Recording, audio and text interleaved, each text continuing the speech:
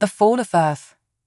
The sky above Earth had turned an unnatural shade of crimson, as though the planet itself was bleeding from wounds too deep to heal. The air, once full of life and possibility, now hummed with the eerie silence of devastation. Cities, once teeming with humanity's bustling progress, lay in ruins. Where towering skyscrapers had stood, only skeletal remains of metal and concrete clung to the earth, their silhouettes like the ghostly remains of a lost civilization. It had started months earlier, a subtle shift, almost imperceptible at first. The sudden disappearance of ships on the horizon, the unexplainable flicker in satellite feeds. Then, without warning, the skies darkened with fleets of ships unlike anything humanity had ever seen, massive, blackened vessels that swallowed the light of the sun and blotted out the stars. The invaders were here, and their technology was far superior to anything Earth could muster. The first wave of attacks was swift. Cities were burned to the ground in hours, and the people, helpless, disoriented and scared, had no time to defend themselves. Human armies scrambled to fight back, but the weapons they wielded were no match for the alien firepower. The invaders' strength was incomprehensible, their tactics brutal and efficient, and soon it was clear: Earth was lost. But as the dust settled, one thing became painfully clear: even in the face of such devastation, humans were not ready to give up. A small group of survivors, soldiers, scientists, civilians, banded together, refusing to bow to the inevitable. Commander Eamon Hayes, a leader whose past was shrouded in mystery, rallied them. He was a symbol of what humanity could achieve when cornered. "The fight isn't over," Hayes declared as he stood among the wreckage of what was once a bustling military base. His voice, though cracked and weathered from weeks of fighting, carried a conviction that seemed to ignite a flicker of hope in the hearts of the weary. "We've lost battles, we've lost lives, but we have not lost everything. We still have our minds, our hearts, and our will to survive. And if there's one thing I know about humanity, it's this: we are never out of options until we say we are." His words were simple, but they resonated. In the depths of the destruction, in the face of extinction, Commander Hayes saw something in his people that the invaders could never understand: the power of human ingenuity, the strength of a will that refused to be broken. There were no grand plans, no promises of easy victories, but in that moment, as the survivors gathered around him in the ruins, it became clear. The aliens had underestimated one thing: humanity's ability to fight when it had nothing left to lose. As the survivors began to regroup, Hayes stared out at the distant alien fleet, looming like a dark cloud over the planet. The invaders had taken the cities, destroyed the military, and killed millions. But they hadn't taken everything. They hadn't taken the spark of human resistance. "We'll make them regret ever coming here," Hayes muttered under his breath. A plan was beginning to form, one that could turn the tide of the war, but it would require more than just courage. It would require the kind of brilliance that humans had always been known for. It was time for humanity's greatest strength to rise again, its creativity. And Commander Hayes was determined to lead them in a fight the invaders would never forget. The hidden weapon. In the aftermath of the first wave of destruction, the world had fallen silent, almost as though it were holding its breath. The sky still burned with the remnants of fallen ships, the glowing embers of Earth's last defense. Amid the scattered survivors, there was a shared understanding: humanity was running out of time. Commander Eamon Hayes, once a symbol of hope, had become something more. He had become the rallying force for Earth's resistance. But no matter how strong his resolve, no matter how much he believed in humanity's potential, a troubling thought gnawed at him. The invaders were smarter. They anticipated their every move, and no conventional tactics seemed to work against their devastating technology. Then something unexpected happened. Deep underground, in a forgotten facility built during the height of the Cold War, a small team of engineers and scientists worked tirelessly. The facility, once intended to house humanity's last-ditch efforts in the event of an extraterrestrial attack, had remained dormant for decades, until now. It was there that humanity's final desperate hope lay. A weapon, dormant for generations, designed not to fight, but to disrupt. A weapon of the mind. The weapon was called Mind Surge, an experimental device that could amplify human thought, enabling one person to project their consciousness into the virtual minds of others. The idea had been dismissed decades ago as pure science fiction, but now, in the heart of Earth's last remaining safe zone, it was the only hope humanity had left. Commander Hayes knew that this was not the time for hesitation. He descended into the depths of the facility, meeting with Dr. Isabel Juno, one of the lead scientists working on Mind Surge. "We've seen their tactics. They don't understand our unpredictability, our creativity. But if we can gain insight into their minds, perhaps we can find a way to turn the tables," Dr. Juno explained, her eyes filled with both fear and excitement. "But can it work?" Hayes asked, his voice steady but filled with uncertainty.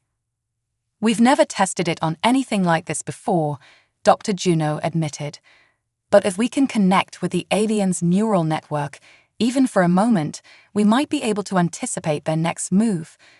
We could disrupt their operations, or better yet, turn their own technology against them." Hayes thought for a moment. The stakes were clear. If this failed, they'd be left with nothing. If it succeeded, they might have a chance. A real chance to fight back. "Let's do it," Hayes said, his resolve unshaken. The device was a strange-looking contraption, its core wrapped in shimmering, translucent wires, glowing with a faint, otherworldly energy. As Hayes sat in the chair, the device's tendrils connected to his neural pathways, the world around him began to fade. He could feel his mind expanding, stretching beyond the limits of his body, reaching into something vast and incomprehensible. For a brief, disorienting moment, Hayes felt as if he were floating in a void, a sea of swirling thoughts, fragmented and alien. And then, like a sudden lightning strike, he saw it. The mind of an alien. Not a being, not a face, but a collective consciousness, a hive of intelligence, shared and immense. It was nothing like human thought. It was cold, calculating, and devoid of emotion. But in the center of this vast mental landscape, Hayes saw something else. A singular mind, separate, distinct from the rest. The leader. The alien commander. In that moment, the connection was brief but powerful. Hayes caught a glimpse of the alien leader's thoughts, strategies, calculations, and even fear. He could feel the aliens' uncertainty, the cracks in their perfect facade. The alien race was advanced, but they were not infallible.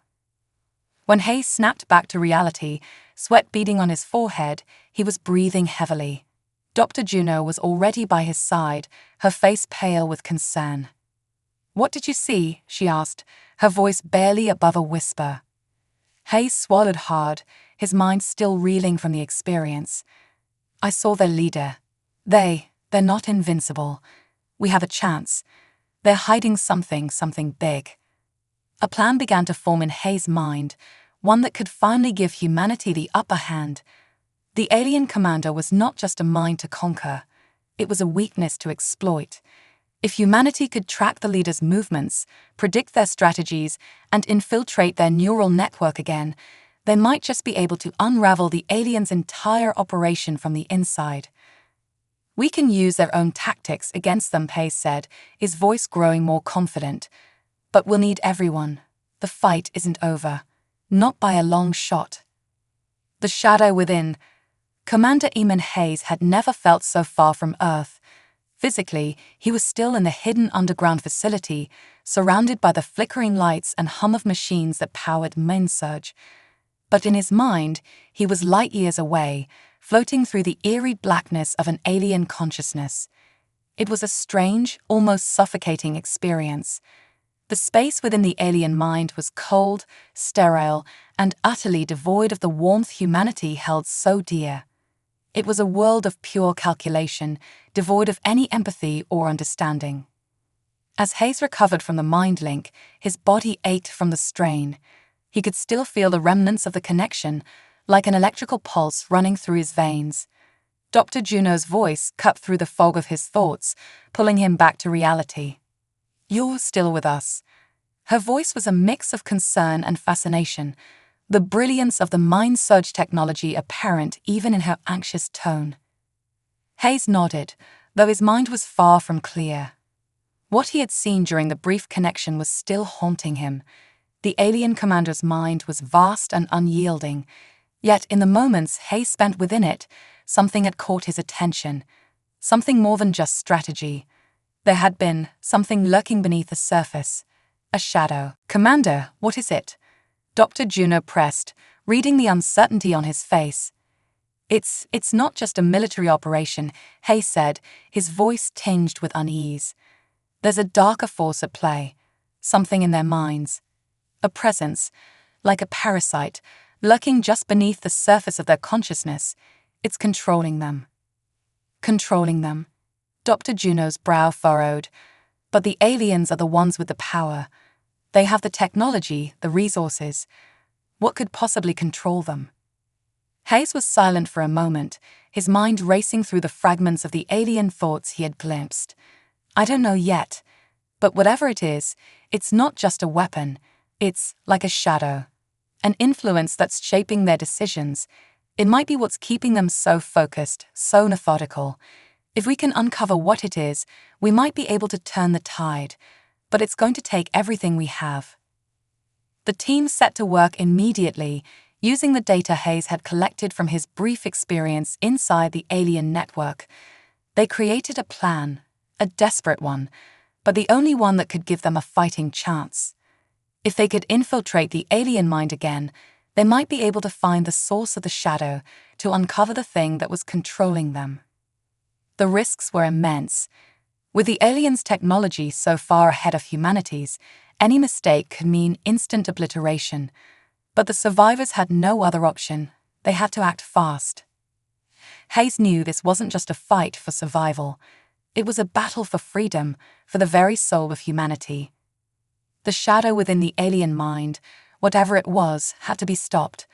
But the closer they came to their goal, the more questions arose. What if the shadow wasn't just controlling the aliens?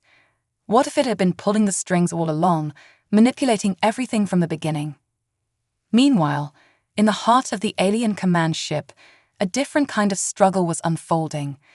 The alien commander, known only by the designation Succour, was growing increasingly uneasy. He had never questioned the directive, never once doubted the overwhelming superiority of his species. They were a race of conquerors, gifted with technology that made them gods among lesser beings. But lately, something had been off. Succour had always known something was guiding him, controlling his every decision, but he had never questioned it. Until now. The strange, unexplainable flickers of thought, the odd, invasive whispers in the back of his mind, were growing stronger. Every mission, every order felt more mechanical. His actions were no longer his own. He was simply a tool, an instrument of something far greater, far darker. The shadow. It had always been there, like a presence in the corner of his consciousness. It shaped his strategies, dictated his choices, and muted his emotions. But now it was changing him. The shadow was becoming more aggressive, more insistent. Succour had always been a soldier, loyal to his people and their mission. But now he wasn't sure what was real anymore. The shadow had begun to show him things, glimpses of another reality, one where the invaders were not conquerors, but destroyers.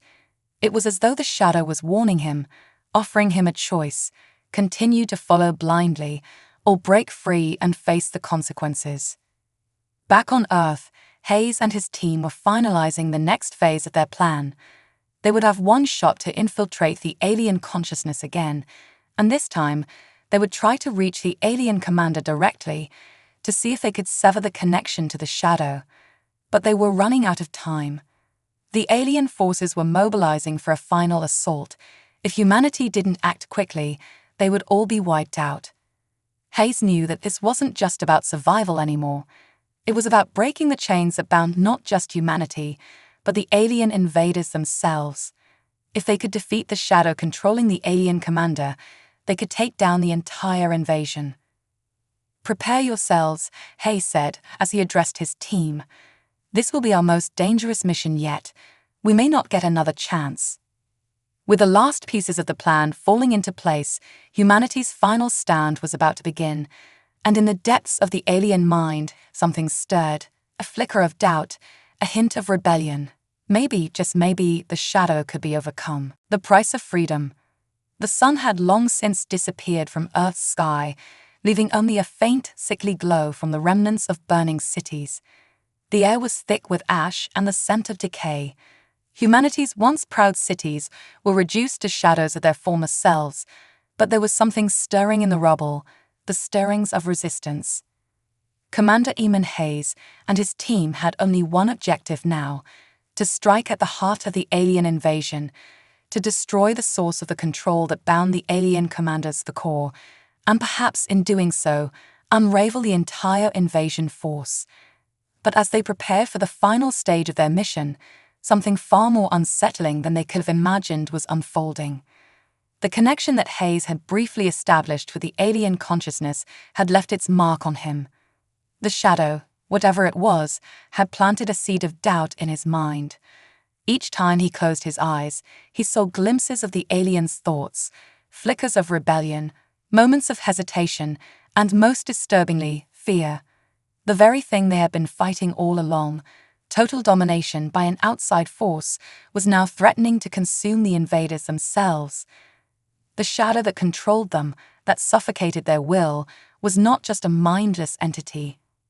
It was a force with purpose, intent on bending everything to its will. Hayes now understood something he hadn't before.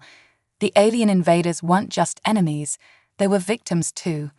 They had been enslaved by this shadow, a force so powerful that it consumed their identities and stripped them of their autonomy. The humanity he had fought so fiercely to protect now found itself facing an even darker truth. The plan was in motion. Hayes and his team, now equipped with the necessary tools to break into the alien command network, prepared to infiltrate once again. This time, it would be different.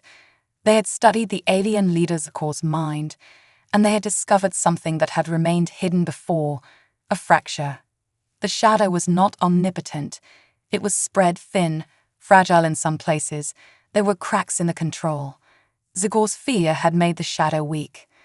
But if they were going to succeed in severing the control and freeing the alien race from its clutches, Hayes knew they would have to face a price, a cost beyond what they could foresee. "We're running out of time," Dr. Juno said, her voice grave as she looked at the holographic display of the alien fleet. "The invaders are preparing for a full-scale assault. Once they move, there will be no going back. This is it, our only shot." Hayes nodded sullenly, knowing that the next steps would be treacherous. The minds of the alien leaders were still so far beyond humanity's understanding that it was a gamble, a shot in the dark, but it was the only choice they had. His team was prepared to face the unknown, but what they didn't know was that the alien commander Zikor was already preparing for them as well. Deep within the alien command ship, Zikor stood before a towering interface, his mind swirling with confusion. The shadow that had long guided him, that had controlled his every move, was flickering. It was no longer a calm, omnipotent force. Something was fighting back. The whispers in his mind had changed, no longer commands but something else: urgency, fear, and finally, defiance. Zikor's hand hovered over the activation panel. A part of him still believed in the invasion, believed that his race, superior in technology and strength, had the right to conquer. But another part of him, one he had ignored for so long, began to question everything. The shadow was powerful, but it was no longer all-encompassing. Zikor could feel his own will flickering back to life, slowly fighting the overwhelming force that had once seemed absolute. He had no allies, no way of knowing if anyone else in his species had begun to question the control, but the change inside him was undeniable. Zikor, once an unyielding conqueror, now faced a choice he could never have predicted: to remain a tool of the shadow, a puppet to its will, or to break free and face the unknown consequences of rebellion. Back on Earth, Hayes' team was preparing for the final strike.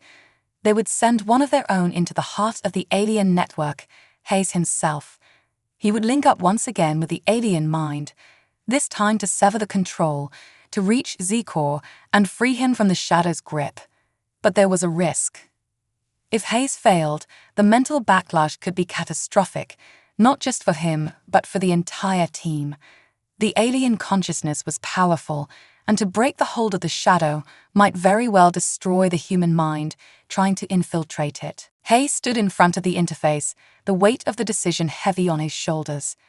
This is it. There's no turning back now.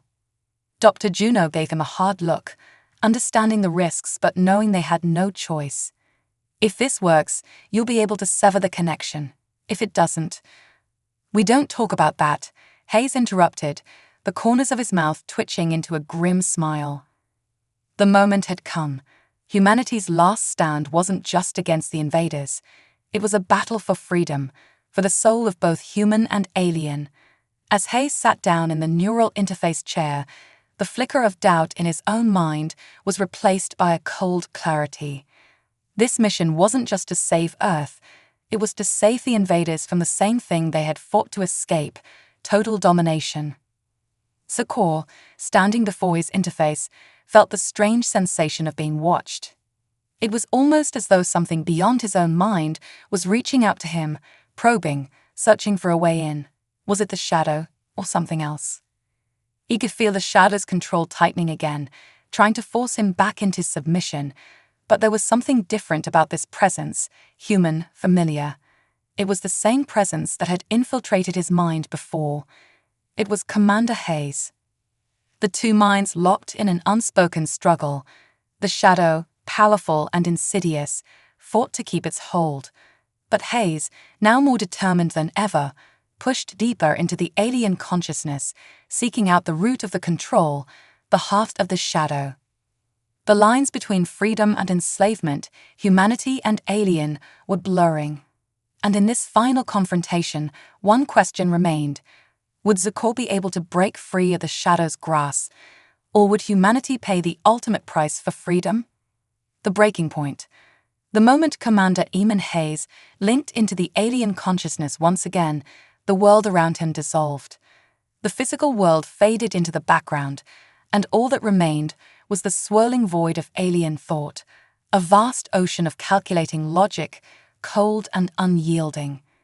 It was as if the very fabric of the universe had bent to accommodate the minds of the invaders, an immense, inhuman intelligence far beyond anything Earth had ever conceived.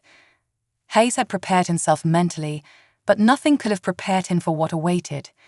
He felt himself drawn deeper into the alien network, deeper into the center of its collective mind, where he knew Zecor's thoughts would lie. His heart pounded in his chest as he pushed through the unyielding walls of the alien consciousness, searching for the cracks, for the fractures he had glimpsed before. But this time, something was different. The presence that greeted him wasn't the cold, emotionless intelligence he had encountered before. This time, there was something darker, more insidious, an overwhelming sense of loss, of pain. It was the Shadow, but it was not just a mindless entity. It was a presence full of malice, full of rage. As Hayes ventured deeper, the Shadow began to speak. "You think you can free them?" The voice echoed in his mind, a voice that was both alien and familiar. It was a voice he had heard in his own nightmares. Hayes gritted his teeth, trying to maintain his focus. "I won't let you control them. I won't let you control anyone." The Shadow laughed, a hollow, metallic sound that reverberated through his skull. "Control.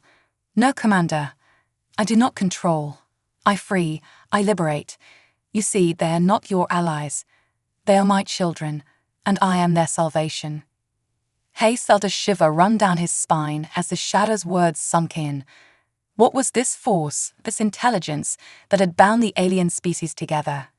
It wasn't just a conqueror. It was something far older, far more enigmatic. Meanwhile, back on Earth, Dr. Isabel Juno and the team waited anxiously for the signal from Hayes. They had prepared for this moment, but even so, they could feel the tension gnawing at them. The invaders' forces were mobilizing for their final strike, and this mission was humanity's last hope. If Hayes could sever the connection, if he could break through the shadow's hold, humanity might stand a chance. But if he failed, the consequences were unimaginable. Juno paced back and forth in the command center, her mind racing through every possible outcome. "Come on, Eamon, you can do this." Her hands clenched into fists as she watched the monitors, hoping for a sign, any sign, that Hayes had succeeded. Inside the alien mind, Hayes felt himself growing weaker. The shadow's influence was suffocating, each thought becoming harder to distinguish from the next, each moment stretching on endlessly. He could feel his own identity starting to unravel, the boundaries between him and the alien consciousness blurring. It was as though the shadow was feeding on his resolve, growing stronger with each passing second. But Hayes refused to give in. He focused on Zikor. The alien leader was still there, buried beneath layers of the shadow's control. Hayes could feel the flicker of Zikor's will, weak, fractured, but there. It was as if Zikor were reaching out, silently begging for freedom. "I know you're in there," Hayes thought, trying to connect to the alien commander's consciousness. "You can fight this. You can break free." For a brief moment, there was a response, faint, but unmistakable. Zikor's mind was reaching out, striving to push past the shadow's control. "You're not alone," Hayes continued, his voice soft in the vast emptiness. "We are not so different. You can choose. Fight the shadow. Free yourself." But as soon as the thought reached Zikor, the shadow retaliated, growing more violent, more aggressive. It surged through the network, pushing Hayes out with a brutal force. For a split second, Hayes felt his mind splinter, his consciousness nearly ripped from his body. The pain was unbearable. But then something unexpected happened. As Hayes was thrown out of the alien network, something followed him, an echo, a ripple. It was Zikor. For the briefest of moments, their minds had connected, their wills intertwined. Zikor awoke on his command ship, his eyes wide with confusion. The force that had controlled him, the shadow, was still present, still lurking within him. But something had changed. He felt lighter. For the first time in what felt like forever, he could think without the weight of the shadow pressing down on him. He could feel his own mind again, no longer trapped within the alien network, no longer bound by the invisible chains of control. He knew what he had to do. Back on Earth, Hayes gasped as he pulled himself out of the neural interface. His body felt heavy, drained, as though he had just run a marathon. But the pain in his mind had subsided.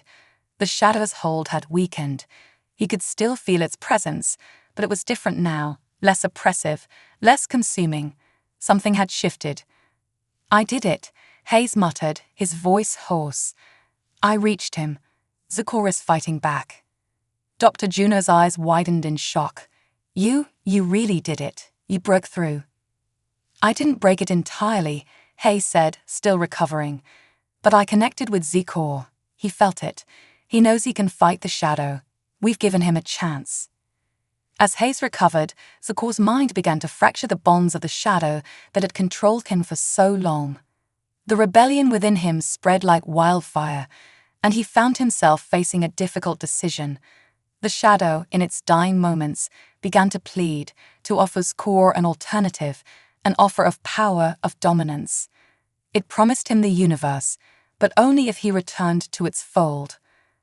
But Zikor remembered the feelings that had surged through him when he connected with Hayes. He remembered the sense of autonomy, of free will. For the first time, he understood what it meant to truly be free. In a decisive moment, Zikor chose the path of rebellion. The alien commander turned his back on the shadow's promises and sent out a signal that would shake the very foundation of the invasion. The message was simple: we are free. The alliance of the Fallen's Zikor's defiance had shattered the illusion of invincibility that the shadow had carefully cultivated. His message, the simple declaration of freedom, rippled through the alien command structure like a stone cast into still waters, disturbing everything it touched. The alien forces, once united under the unyielding control of the shadow, were now fractured. The command fleet, once a symbol of overwhelming power, began to falter. Communication between the ships grew sporadic, erratic. The invaders were losing cohesion. But Zikor knew that rebellion, once sparked, could not be contained. His own species had long since abandoned the concept of unity, for the shadow had made them forget what it meant to fight for their own survival. Now, they were on the brink of a new beginning, or a new war, and he needed allies. Hayes had succeeded, but his victory had come at a cost. The psychic strain of breaking into the alien consciousness had drained him. Even now, he was recovering, barely able to sit up in the sterile command center of Earth's resistance. Dr. Juno stood over him, trying to keep him conscious, but Hayes couldn't shake the feeling that everything was slipping out of his grasp. "We need to act fast," Hayes said, his voice hoarse, fighting to stay focused. "If we don't push forward now, Zikor might lose his resolve. The shadow isn't gone, it's weakened, but it can still fight back." Juno nodded, her face drawn with the same concern. "We're out of time. The invaders are regrouping. We've got one shot to strike before the shadow can regain its control." The clock was ticking. Humanity's chances for survival were narrowing, and the weight of that knowledge hung heavily in the air. But Hayes was no longer just fighting to save Earth. Now, there was something else in play, a chance to end the cycle of violence, a chance to free the alien invaders from the very force that had enslaved them. Zikor, standing before his command ship's massive war console, could feel the tension in the air. His people were torn. Many still followed the shadow, believing its promise of power and dominion, unwilling to accept the truth that their liberation had come at such a high price. But others were beginning to listen. They were beginning to see the cracks in the facade. Zikor had given them something they hadn't known they needed: hope. Commander, his second-in-command, a large alien warrior named Daphrex, approached him cautiously, his face marked with both wariness and curiosity. "Are you certain about this? Breaking the hold of the shadow is no small thing. There are those among us who will never forgive you for this." Zikor's eyes were cold, his expression unwavering. "They will forgive me in time, or they will die. The shadow has no place in this universe.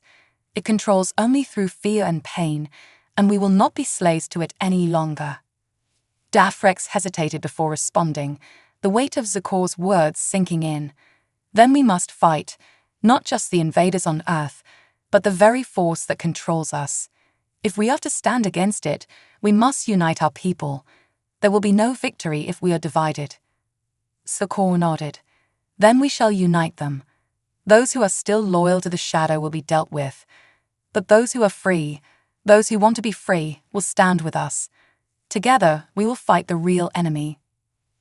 As Zikor prepared to broadcast his message to the fleet, he knew that the hardest part was yet to come. He would have to confront the shadow one last time, and this time he wouldn't be alone.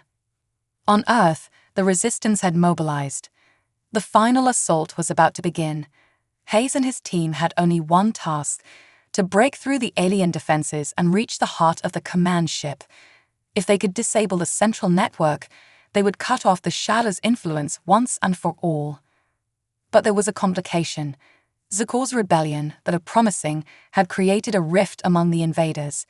Some still clung to the shadow's promises of power and supremacy, unwilling to surrender their hold on the galaxy. Others, though, had chosen to follow Zikor, seeing in his actions a chance for freedom. And now their warships were scattered, divided by a conflict neither side could afford.